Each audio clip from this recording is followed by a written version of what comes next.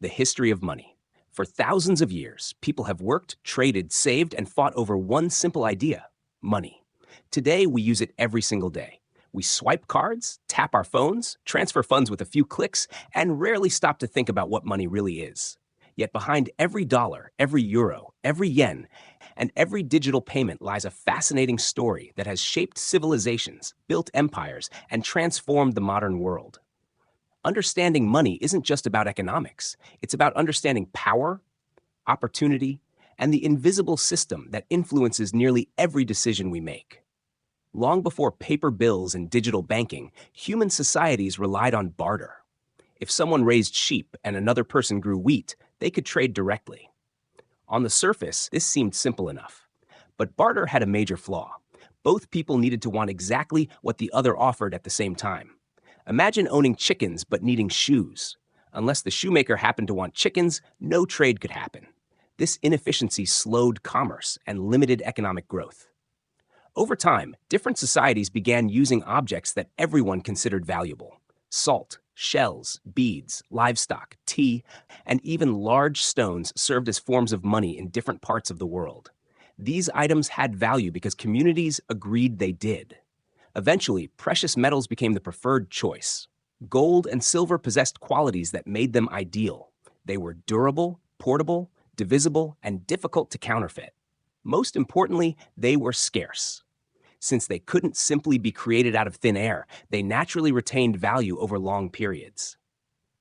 Ancient civilizations began minting standardized coins from these metals. Governments stamped official seals onto each coin, guaranteeing its weight and purity. This innovation revolutionized trade. Markets expanded, cities flourished, international commerce became possible. For centuries, gold and silver remained the backbone of the world's financial systems. But carrying large amounts of precious metal wasn't always practical or safe. As trade expanded across continents, merchants faced increasing risks. Traveling with bags full of gold attracted thieves and made long-distance commerce dangerous. Banks emerged as a solution. Originally, banks simply stored people's gold in secure vaults. In return, depositors received written receipts proving ownership of their gold. At first, these receipts represented actual deposits that could be redeemed at any time. Something interesting soon happened. People realized they could trade the paper receipts instead of withdrawing the gold itself. The paper became easier to carry, easier to count, and far more convenient than heavy coins. Slowly, paper money was born. Banks eventually noticed another remarkable pattern. Very few customers withdrew all of their gold at the same time.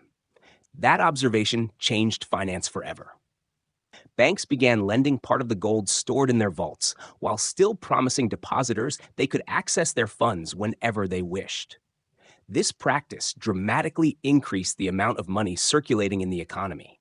Businesses expanded, factories were built, innovation accelerated, economic growth reached levels previously unimaginable. Yet this new system also introduced risk. If too many depositors demanded their gold simultaneously, banks often lacked enough reserves to satisfy everyone. These events became known as bank runs, and throughout history, they triggered financial crises that devastated economies. Governments eventually stepped in to regulate banking systems and establish central banks. A central bank differs from ordinary commercial banks. Instead of serving individual customers, it manages a nation's monetary system. It influences interest rates, oversees financial stability, and controls the money supply. One of history's most influential monetary systems was the gold standard. Under this system, paper currency could be exchanged for a fixed amount of gold. Every dollar represented a claim on real gold stored by the government. This arrangement helped maintain confidence because governments couldn't print unlimited amounts of money without increasing their gold reserves.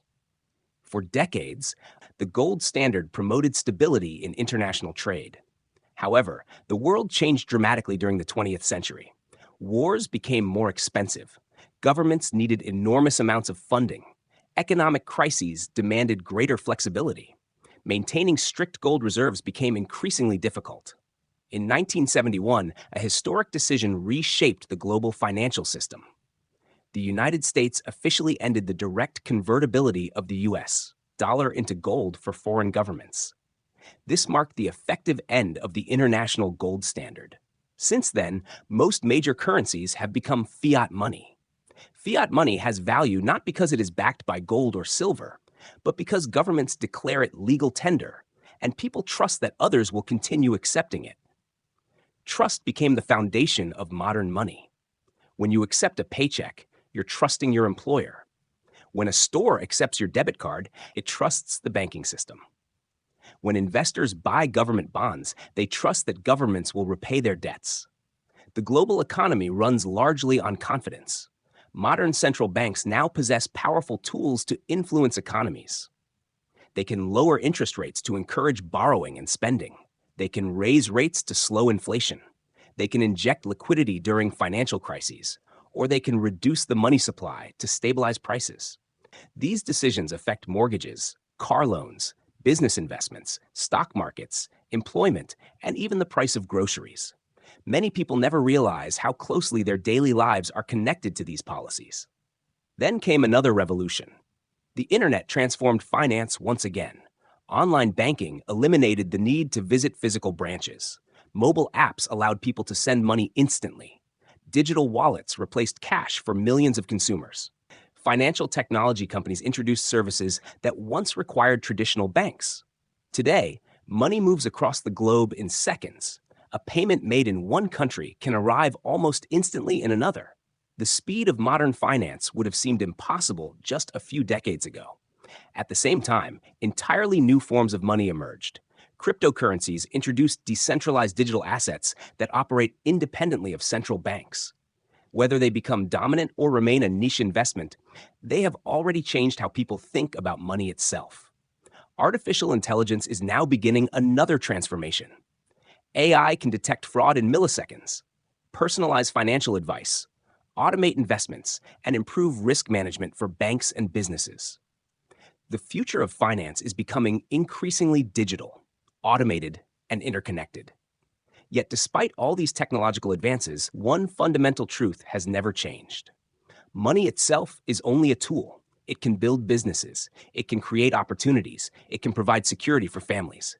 But without knowledge, even large amounts of money can disappear surprisingly quickly. History repeatedly shows that fortunes are built not merely by earning more, but by understanding how money works.